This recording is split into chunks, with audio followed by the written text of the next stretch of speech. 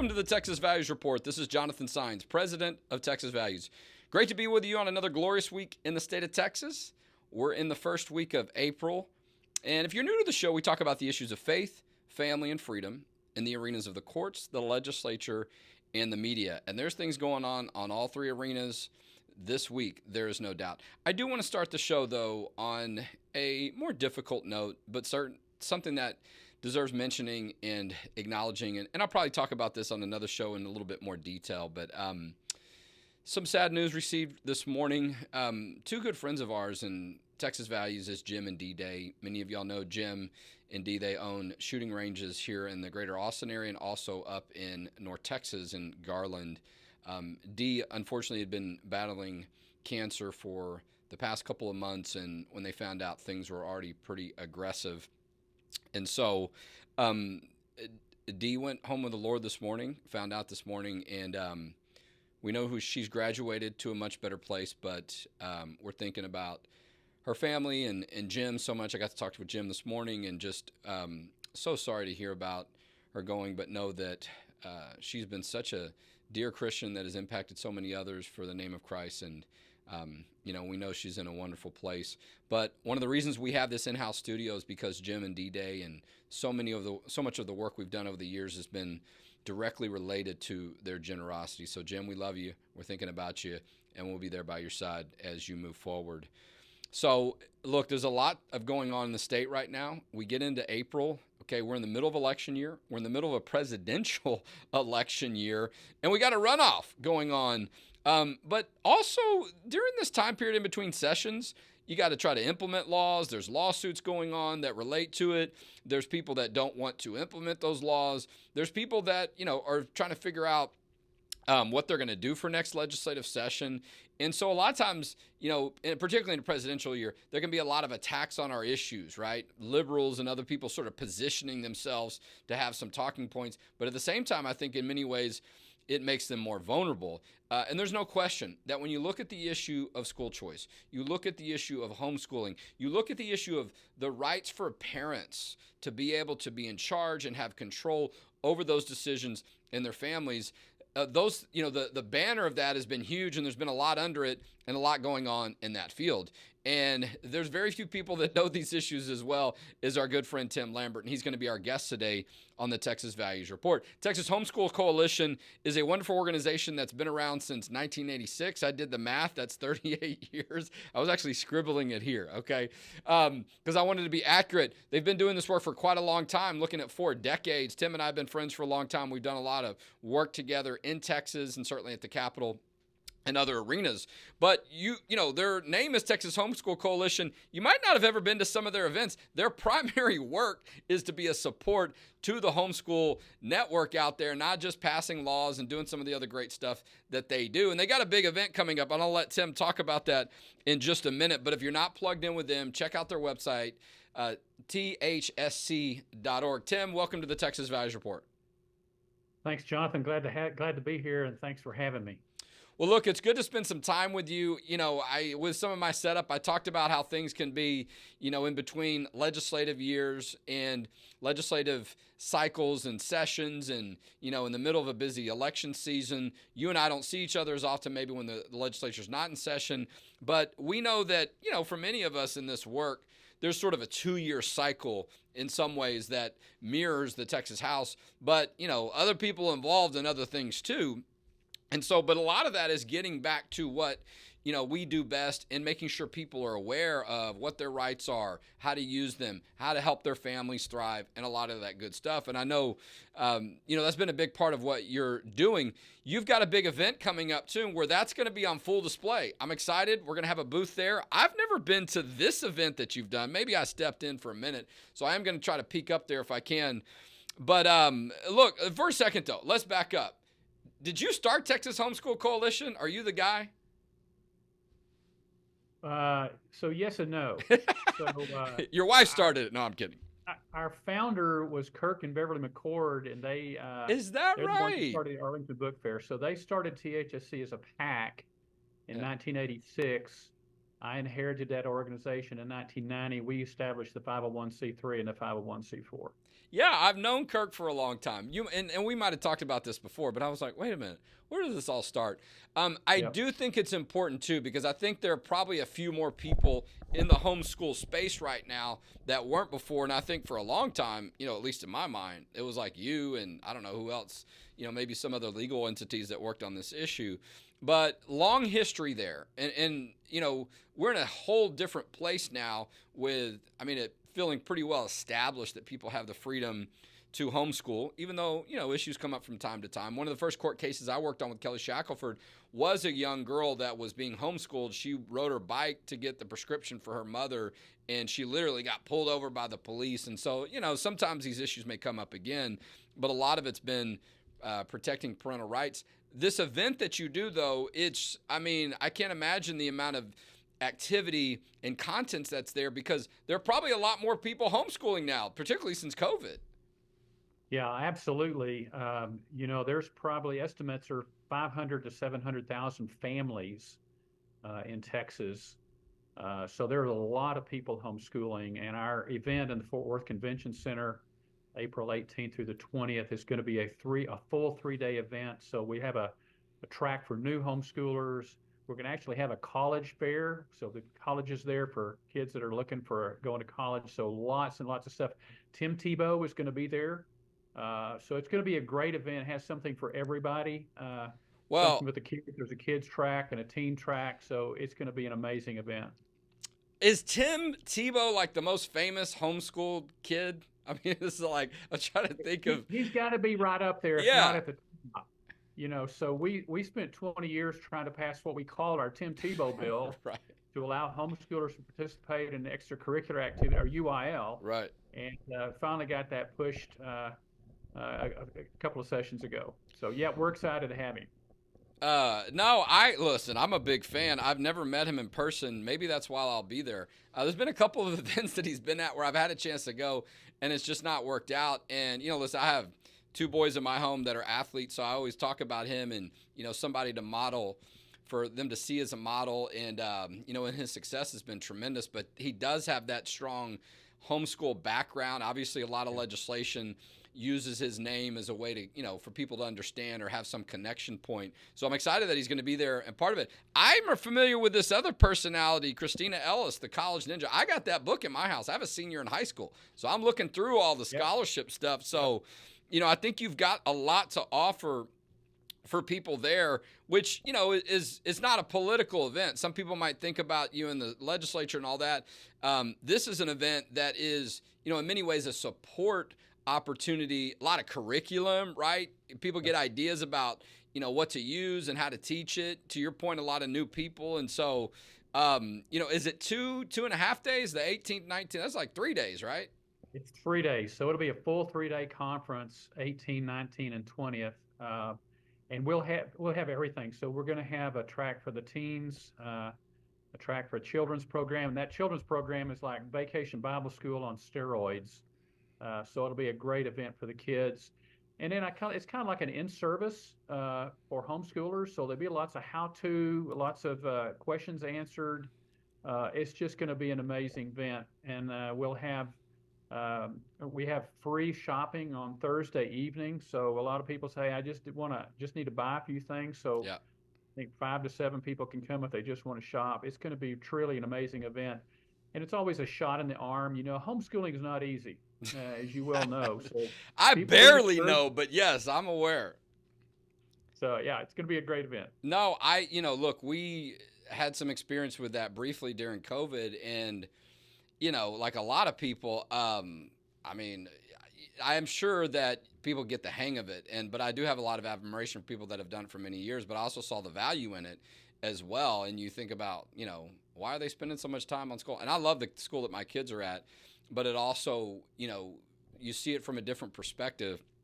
And for some people, it may not be an option. Okay, real quick. I'm going to make sure that I share our Facebook Live, and that way people can see it. But for some reason, okay, here it is on my phone. I invite you, if you're watching on Facebook, to do the same. Share this on your Facebook page.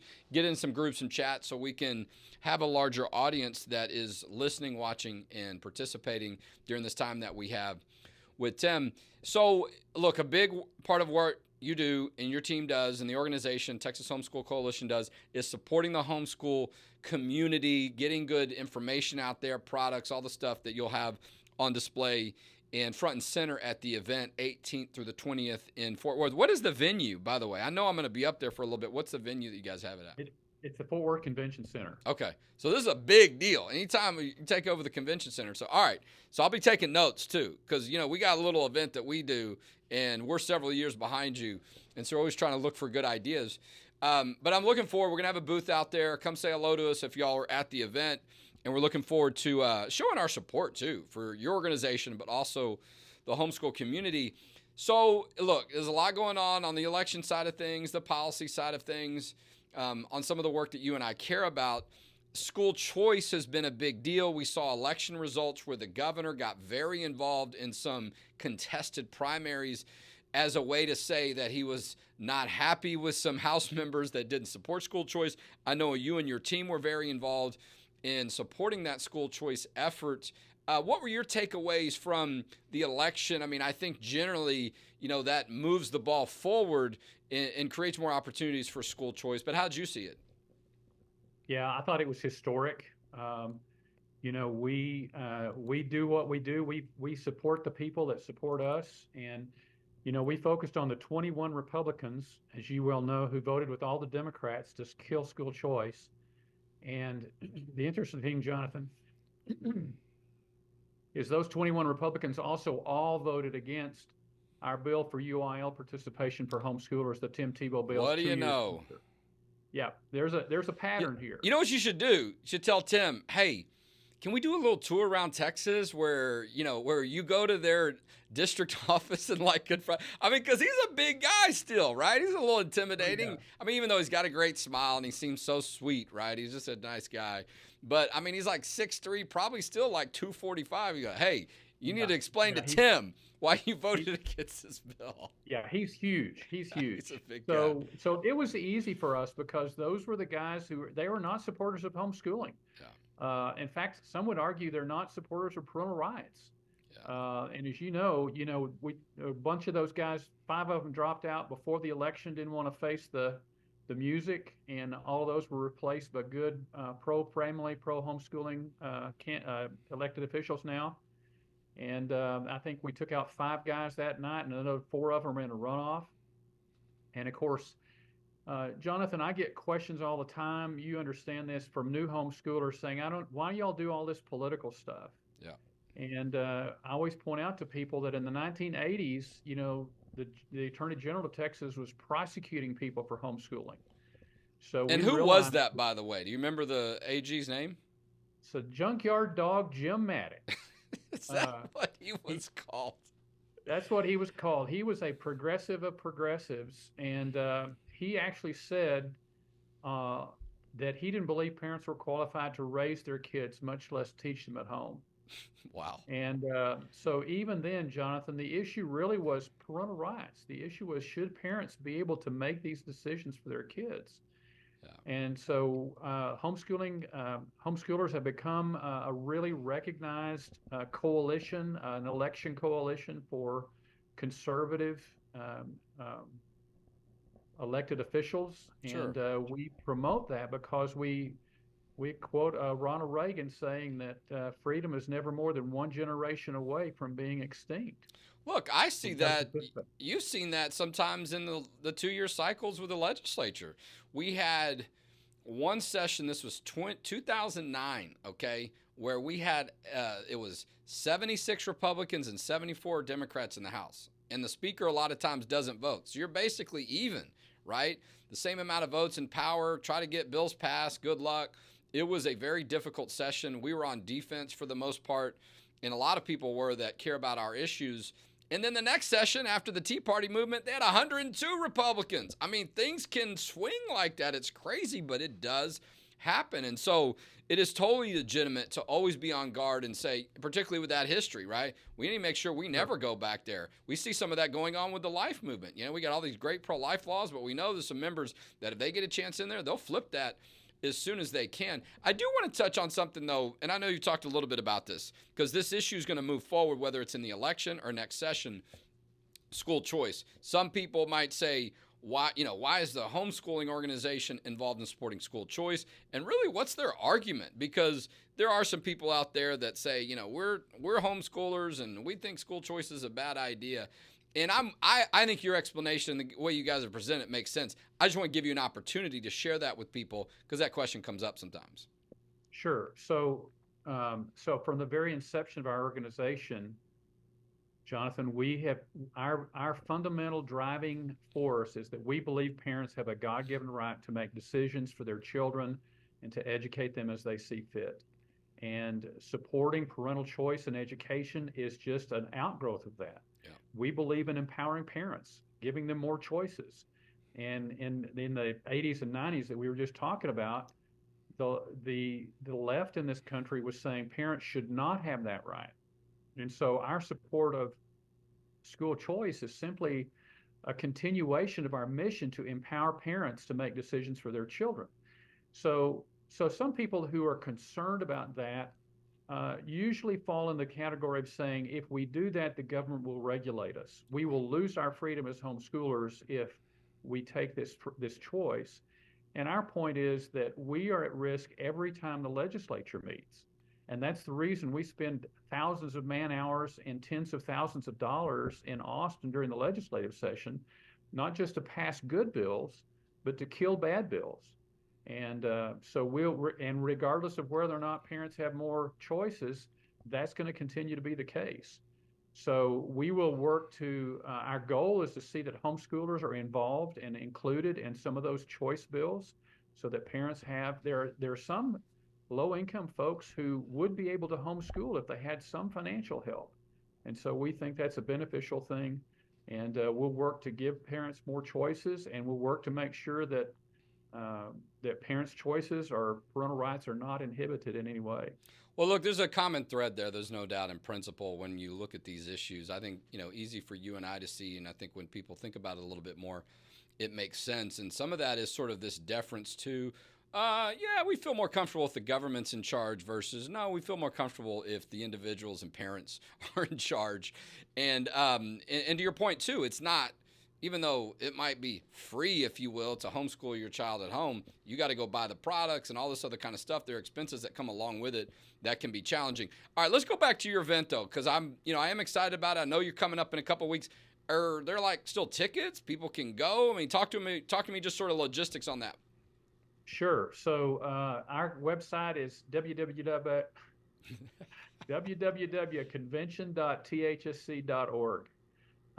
And that's all the information is there. We're filling up fast. There's still some promotional discounts available, so folks should head there. If you're a member of the Texas Homeschool Coalition, you get free adult admission to that, and there's just lots and lots of opportunities there. So it is just going to be an amazing event. Well, and I'm putting you on the spot a little bit. Are you off the top of your head aware of, are there some colleges that are going to be there with the college fair? Is that what you're telling me? Yes. That you can mention? Yes. So I don't have those names off the top of my head. I imagine Patrick Henry might be one of them. I don't know. I'm just saying. Could be. So there'll be 30 different colleges there. So this is an opportunity for folks like you that have a student who's going to be college-bound soon to talk to colleges and see what those opportunities are. And as you well know, Jonathan, a lot of colleges are now recruiting homeschool students because they're amazing students, they're leaders. And so this is an opportunity for folks on that end of the spectrum with college-bound students to have that opportunity. We're talking with Tim Lambert from Texas Homeschool Coalition. He has been their incredible leader for many decades. I mean, it didn't take convincing me before, but I do think, particularly after COVID, there's a lot more respect and admiration for people that come from a homeschooling environment. A lot of, even in, higher education, has moved in a direction where they have online courses that they offer. My son's taking a summer session this summer for the university he's likely going to go to, where they're requiring them to take 6 hours in the second part of the summer session remotely. There's no in-person option. So I do think that really is an opportunity for the homeschool environment and kids coming from that environment, that experience, universities to see the value in that and see how the model has been changing. The SAT is like on a computer now, right? I mean, it's moved as well, and a lot of those things are becoming test optional. So a lot of great resources out there. I know I'm looking forward to it, and probably a lot of friendly faces people see, other organizations that may be doing sponsorships, and people that recognize. And you're right. Look, we're in the spring. I mean, I have a senior. A lot of kids have not made their final decisions. And so maybe some, leads on scholarships, all kinds of good stuff in Fort Worth at the Texas Homeschool Coalition. I know we got a runoff election coming up in May. We got some work that we're going to be doing. There's some interim charge hearings coming up. So we're going to see as we, primarily a lot of the elections are over for the primary, but a lot more discussion on policy coming up as, the legislative sessions, maybe 6-7 months away, not too far. Bills can be filed in November. So I think we're going to see a lot of, news outlets and so on, a lot of discussion moving forward on our issues. And I know that you guys are going to be a part of that, particularly as it relates to issues of school choice and parental rights. Yes, absolutely. Jonathan, before we leave the college thing, I just wanted to mention that we are partnering with the Walworth Foundation, and they are making available $10,000 scholarships for college-bound students in Texas, and we still have that application process open. So THSC.org is a place where folks can go, and if they're interested in college admission, and look at those scholarships. And is there a deadline? Are you aware off the top of your head? Maybe in the next 2 to 3 weeks? April 22nd. Okay, gotcha. Okay, we'll have a link to Tim's event, Texas Homeschool event, coming up April 18th and 20th out there in Cowtown at Fort Worth. And Tim, I look forward to seeing you there, and we appreciate you being our guest today on the Texas Values Report. Happy to do it, Jonathan. Looking forward to seeing you. All right, it's good to catch up with Tim. I really love how, like I was mentioning, he and I interact a lot on some of the policy work, but, a huge part of the work they do is supporting the homeschool community, and there's a lot to do. I mean, you think about K through 12, right? I mean, people that, may come into it at different phases, but a lot of us become comprehensive. And, a lot of families are working from home. A lot of parents are now at home working, and so might be easier for them to navigate some of that, right? Or maybe they work part-time. I mean, there's just a lot of things have changed since COVID and for other reasons. A lot of skepticism about public schools. When you look at some of the stuff, we talked about this with Kirk Cameron, things that are going on with inappropriate books and pornography and, obscene stuff and all kinds of things. Federal officials, having such disrespect for parents, suggesting that they're domestic terrorists, those kind of things. A lot of families, even in Texas, are looking for more options. So, look, I did some wrap-up a couple of weeks ago on the elections, and I do think you're going to see more activity. I'm seeing that more. The governor is making his way around the state. Other elected officials are, too, as well. The border security is something that's been a big issue. But the issue of protecting kids from gender transitions is going to continue to bubble up, come up and down, because the other side does not want to deal with the fact that we have a state law that says you can't do these things to kids anymore. And we continue to get anecdotal reports that some hospitals or medical people are still involved in this in one way or another. They're trying to get around it. There's been some news about that lately. And also, to remind people that SB 14 is fully in effect, right? So that law should be followed. We'll have some more information about that as we move forward. Another event we're going to be at, Tim's event's in about 3 weeks, 2.5 weeks, in about a week and a half, less than 2 weeks, we're going to be up in the Denton, Plano, Collin County area. I forget exactly which line it falls on. Prestonwood Baptist Church is having a huge event, the Chosen event. This is about adoption and foster care and some support related to that. That's something we cared about. We have protected religious liberty in those settings. And we know that as Texas has continued to be more and more pro-life, that there are going to be a lot more babies born, people looking for those options, and so on. And our good friends Prestonwood Baptist Church are hosting it, so definitely we're going to be there and be a part of it, not only with all the work we do, but our Texas Church Ambassador Network, TexCan, will be there as well, and getting out good information with that Texas-based work that we do. And so, but they do a lot of great, and not only, look, it's not Prestonwood Baptist Church, the governor's going to be there. Sadie Robertson, I forget her married last name. Maybe somebody will send me a little note. Anyway, she's going to be there, and a lot of other great speakers that are going to be a part of this event, and we'll have a booth there talking about some of our work, Our policy event, not too far away in September 13th and 14th. We're going to start announcing some names soon. We're going to have a dinner on the Friday, I believe April 12th, out in the Plano, Denton area. So if you got an email and you want to go, let us know soon. We only got 50 seats. It's somewhat of an exclusive event. So check in with us on that at a barbecue place that will be up there in the Dallas-Fort Worth area soon. We've got an event that we're doing down in San Antonio coming up in about 2 to 3 weeks. We'll be announcing that very soon. Listen, if you see value in our work, please consider making a tax-deductible donation today at txvalues.org. What's her name? Huff? Sadie Robertson Huff? Is that her last name? Okay. I don't know. I'm sorry, Sadie, if I pronounce it wrong. So, but go to our website, txvalues.org, make that tax-deductible donation today. We're involved in court cases. We're actually hiring some new people. We've got internships. If you want to be considered for an internship, we have at least 2 spots left. One, I think, is about to be filled. So check into that. If you want to be a part of our work this summer, we're going to be at the Republican State Convention towards the end of May, and a lot of other events and work that we're going to be a part of that's making a difference. All reasons why you should make that 501c3 tax-deductible donation today at txvalues.org. And that's how together we'll protect faith, family, and freedom in Texas. And we'll talk to you next week on the Texas Values Report.